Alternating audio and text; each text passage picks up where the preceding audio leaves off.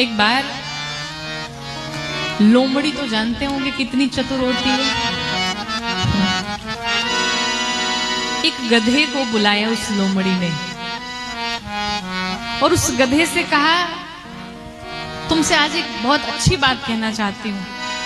गधे ने कहा, बताओ। उस लोमड़ी ने कहा, तुम्हें पता है एक बहुत बड़ी खुशखबरी है। क्या खुशखबरी है? तो लोमड़ी कहती है कि जो जंगल के राजा है ना, सिंह, वो कुछ दिनों के लिए बाहर जा रहे हैं और वो अपना एक उत्तराधिकारी बिठाना चाहते हैं। तो उन्होंने ये घोषणा की है कि मेरे स्थान पर जब तक मैं नहीं हूं तब तक गधे को जंगल का राजा बना दिया जाए। तो गधे ने कहा, बावरी हो गई हो, मैं जाऊंगी सिंह के सामने, मैं जाऊंगा सिंह के सामने, महाराज वो तो खाई जाएंगे हमें।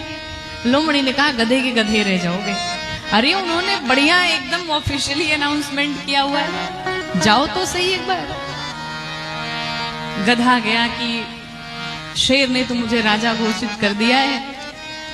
गधा पहुंचा जैसे ही शेर के पास, जैसे ही शेर ने देखा छलांग मारी, और जैसे छलांग मारी गधे के जो एक कान थे ना वो कट गए।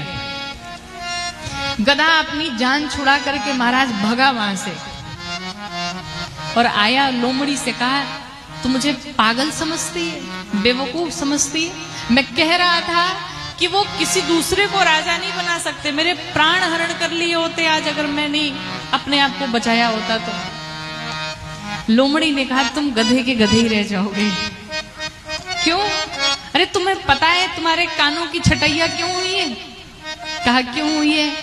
कहा, जब तुम्हें मुकुट लगाया जाएगा तो तुम्हारी ये लंबे लंबे जो कान है ना वो मुकुट के बीच में आएंगे, तो इसीलिए उन्होंने छटाई कर दी। वो राजा हैं, तुम्हारे तो दिमाग है नहीं। अच्छा ये बात थी? हाँ यही बात थी, फिर से जाओ। गधा बेचारा लोमड़ी की बातों में आया और दोबारा पहुंचा सिंह के पास। और जब दोबारा गया तो सिंह ने देखा इसकी हिम्मत तो बढ़ती जा रही है, वापस आ गया। जैसे सिंह ने देखा वापस छलांग लगाई मारने के लिए, और जैसे छलांग लगाई अब की बार आधी पूंछ कट गई। गधा फिर भगा जान छुड़ा करके लोमड़ी के पास आया। लोमड़ी से कहा, तू कौन से जन्म का बदला ले रही है? अब ये बता, अब की बार अगर मैंने प्राण नहीं बचाए होते तो मैं तो मर गया होता, मेरी पूंछ कट गई आधी। लोमड़ी ने कहा, तू गधा का गधा ही रह जाएगा। अरे तुझे पता है जब राजा बनेगा और सिंहासन पे बैठेगा तो ये तेरी